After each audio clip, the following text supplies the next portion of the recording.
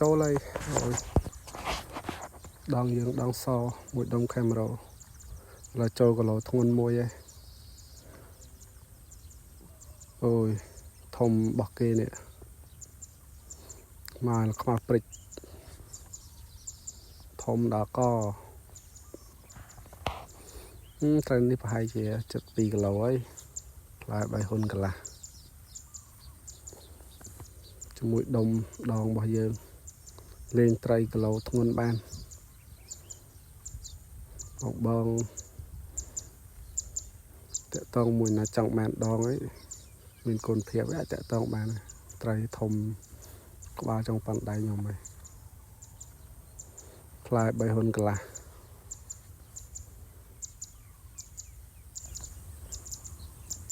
អូយត្រីធំ